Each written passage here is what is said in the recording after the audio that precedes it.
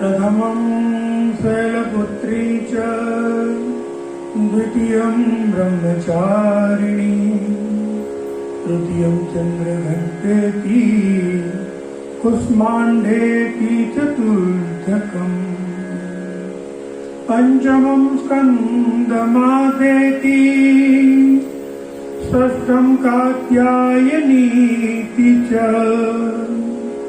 सप्तमं कालरात्रीति महागौरीति चाष्टमम् नवमं सिद्धिदात्री च नवदुर्गा प्रकीर्तिता उक्तान्येतानि नामानि ब्रह्मणेव महात्मना।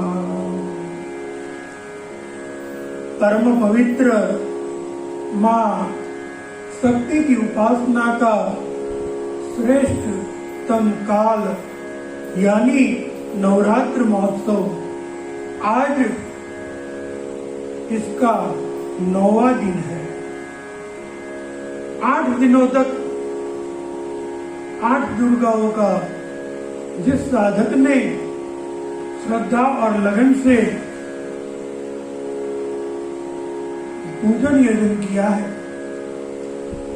आज 9वें दिन माँ सिद्धिदात्री उनको हर प्रकार की सिद्धियां प्रदान करती है। आज माँ सिद्धिदात्री का पूजन यजन करना चाहिए। माँ सिद्धिदात्री, आइए इनका श्लोक देखें। बहुत बढ़िया श्लोक है, ध्यान से सुनिएगा। विद्या समस्ता तव देवी भेदा स्त्रिय समस्ता सकला जगत्सु त्वय्येकया पूरितमम्बयेत काते स्तुति स्तव्यपरा परोक्ति। माँ सिद्धिदात्री हर प्रकार की सिद्धि देने में सक्षम है। इन्हीं की कृपा से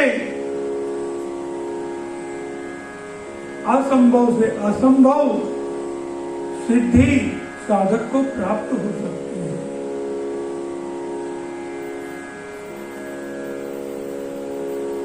मां सिद्धिदात्री 4 भुजाएं धारण किए हुए हैं। इनको कमल में बैठना बड़ा ही पसंद है। ये कमलासनी है। दाईं ओर के नीचे वाले हाथ में इन्होंने कमल का पुष्प पकड़ा हुआ है और ऊपर वाले हाथ में शंख धारण किया हुआ है। बाईं ओर के नीचे वाले हाथ में गदा और ऊपर वाले हाथ में चक्र धारण किया हुआ है। इनकी साधना से साधक को अलौकिक एवं पारलौकिक हर प्रकार की सिद्धियां सहज सुलभ हो जाती है। साधक की हर मनोकामना पूर्ण करने का सामर्थ्य मां सिद्धिदात्री में है। ये नव दुर्गा का 9वां स्वरूप है।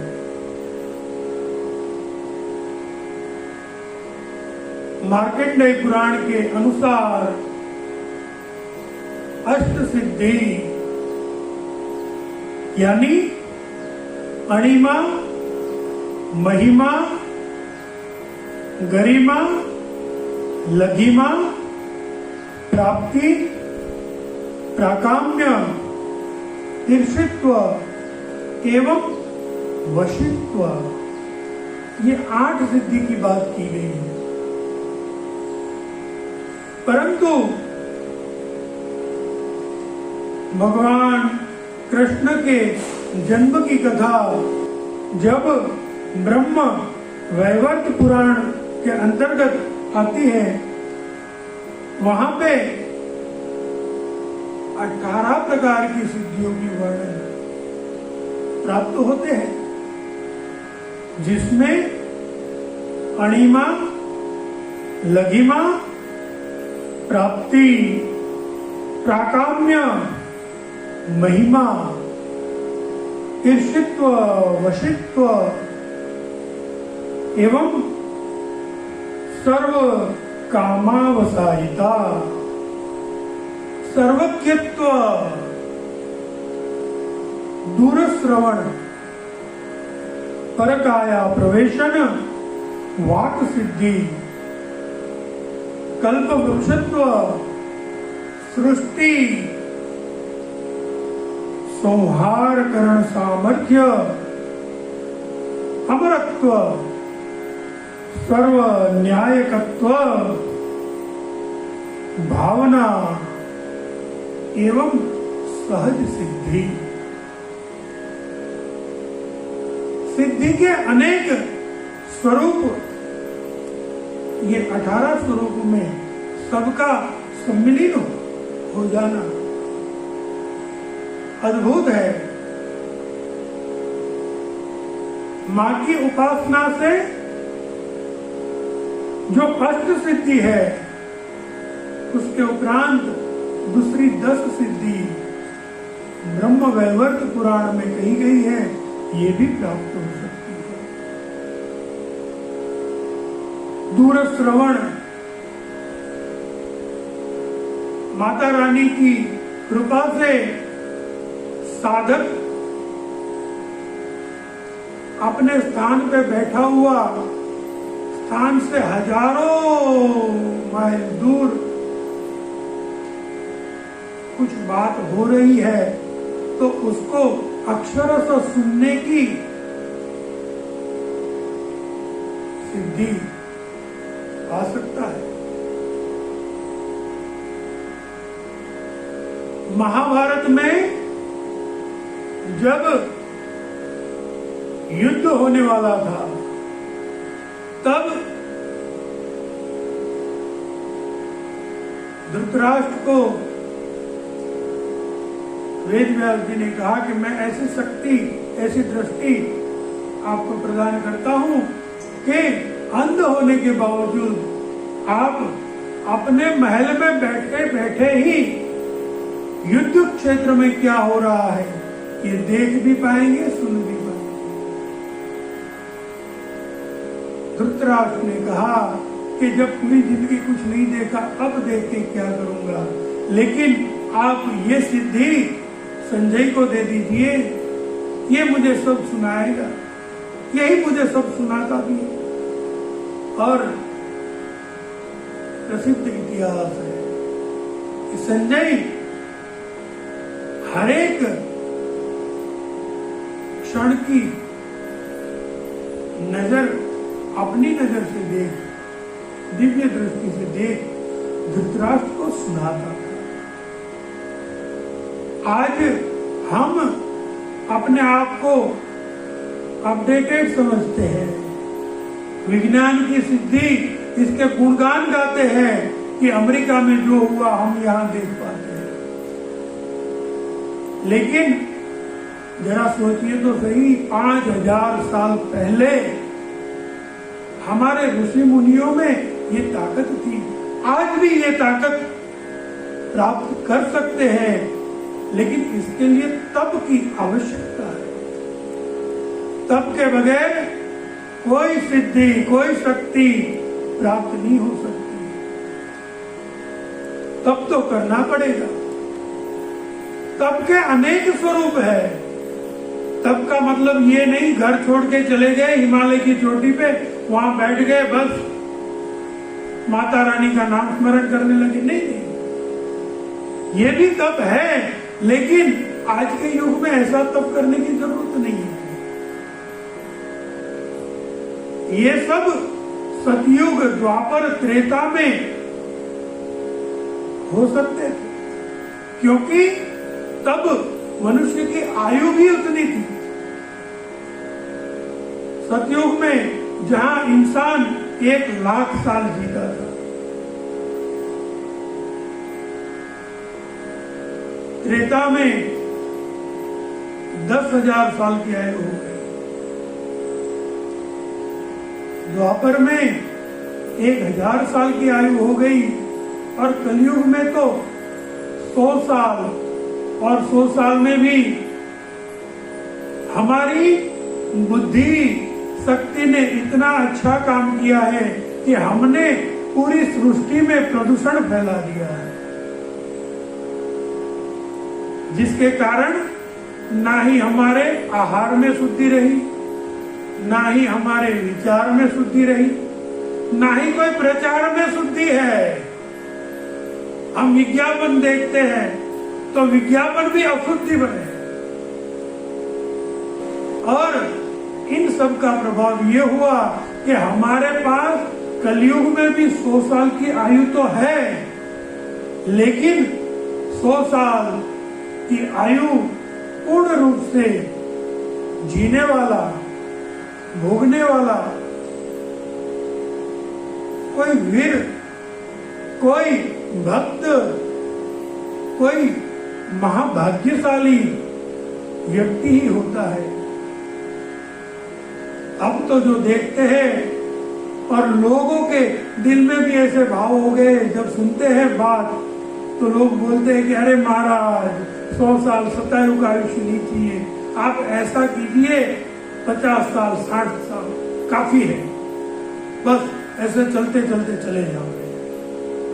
अब 100 साल कोई जीना भी नहीं चाहता है, तो ऐसे समय में तब इसका भी प्रकार बदल गया है। तब का अर्थ कलयुग में है भगवान नाम स्मरण। जितना भी समय मिले, जितना भी समय मिले, आलस्य छोड़कर भगवान की कथा का श्रवण करें। अगर ये सुविधा नहीं है तो भगवान का नाम स्मरण करें। आज मीडिया का इतना फैलावा हुआ है कि अनेक प्रकार की सुंदर कथाएं भी हमें मिल सकती है, हमें सुनना चाहिए। तब का दूसरा प्रकार है सेवा।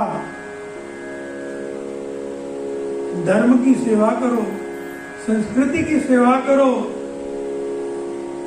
संसार में अच्छे संस्कार फैले। तीसरा तब है शुद्धता, स्वच्छता। अपने घर, अपने चौगान, अपने गांव, अपने शहर को शुद्ध रखो, ये भी तब है।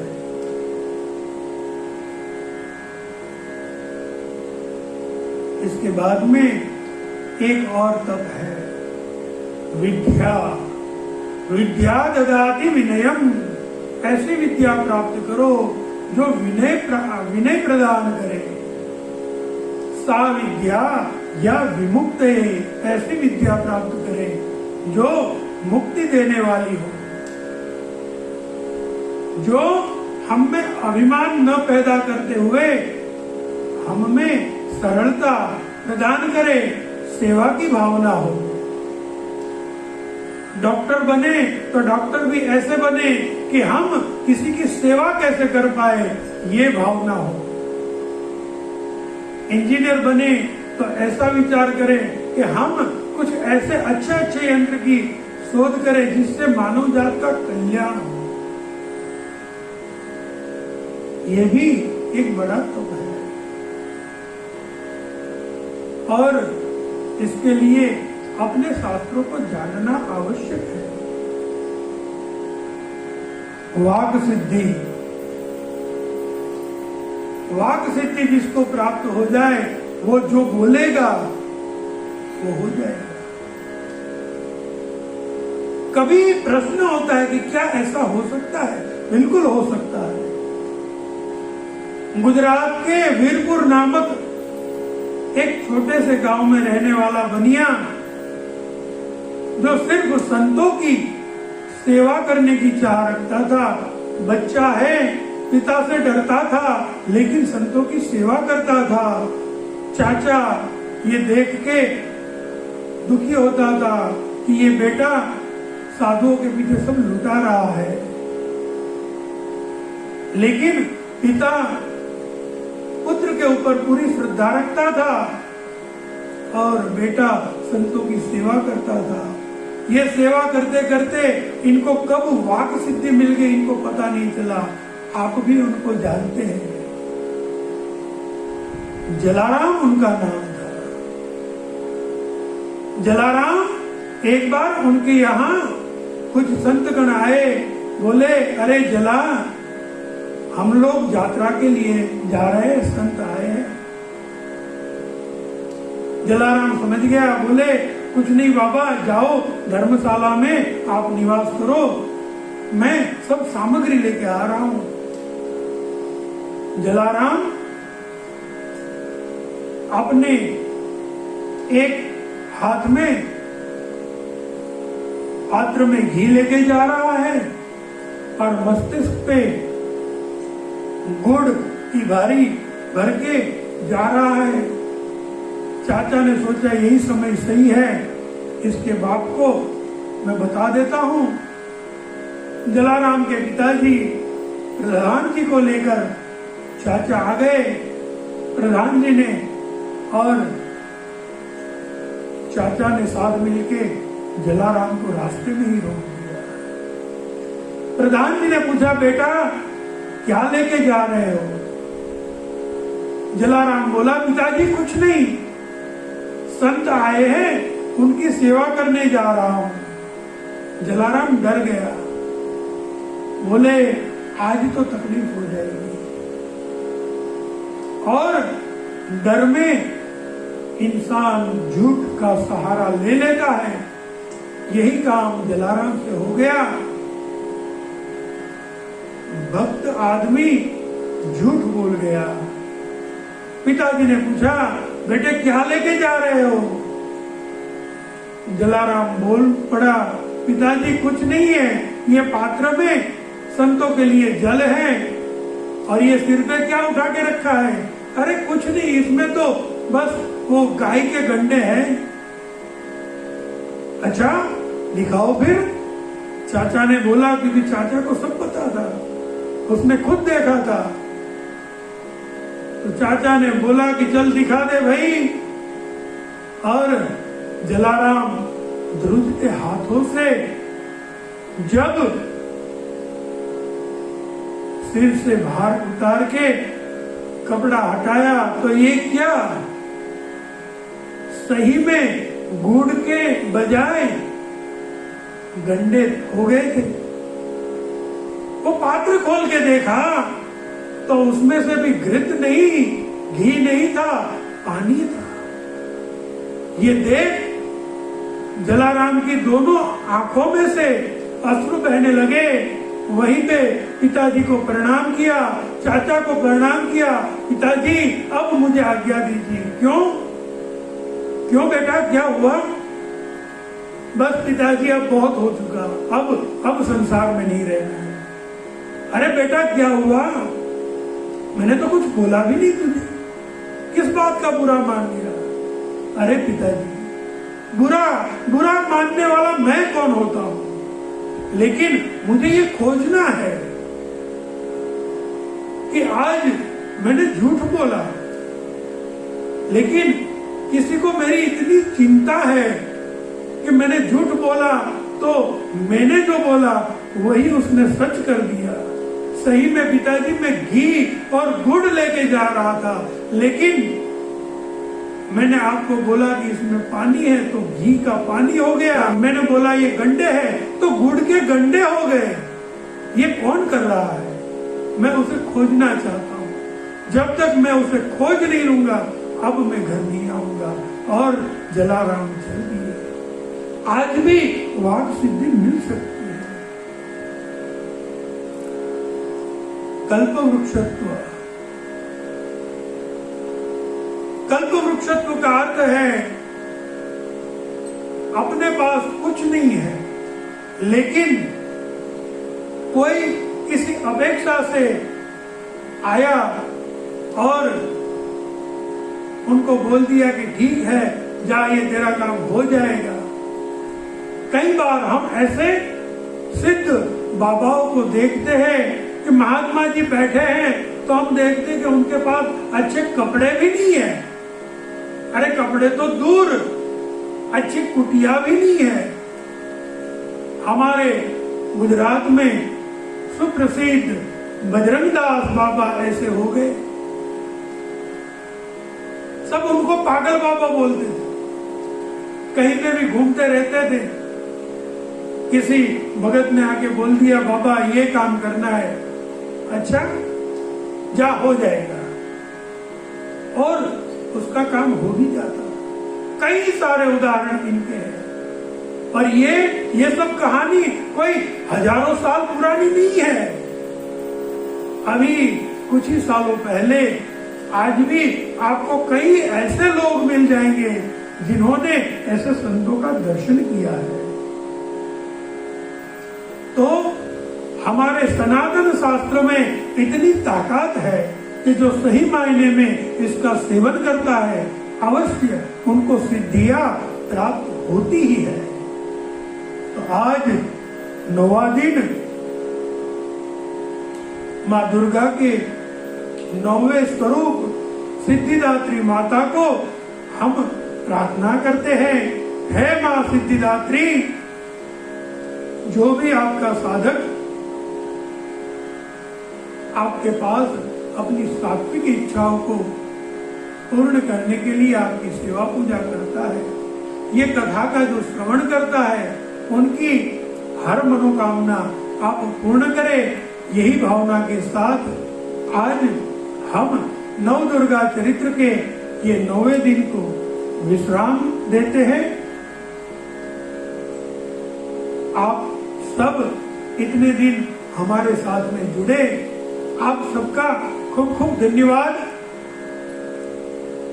आपने हमारी सत्संग परिवार YouTube चैनल को भी सब्सक्राइब किया और हमारे वीडियो को लाइक भी किया, पसंद भी किया। इसके लिए हम आपका धन्यवाद करते हैं। यदि अभी भी किसी ने सब्सक्राइब नहीं किया है जरूर सब्सक्राइब कीजिए। ये चैनल पे आपको हमारे अन्य बहुत सारे धार्मिक वीडियोस देखने को मिलेंगे जिसमें शास्त्र के आधार पे जो बात है वो ज्यों की त्यों आपके समक्ष रखने का एक साधक प्रयास किया गया है। अपने शास्त्रों को अवश्य जानना चाहिए। बोल साचे दरबार की जय। कमलासनी मां सिद्धिदात्री मात की जय। अंबे मात की। આપના આપ્તજનોને સંભળાવી આપનું અને સત્સંગીઓનું જીવન ધન્ય કરશો એ જ અભ્યર્થના સાથે સત્સંગ પરિવારના જય સિયારામ, જય સિયારામ।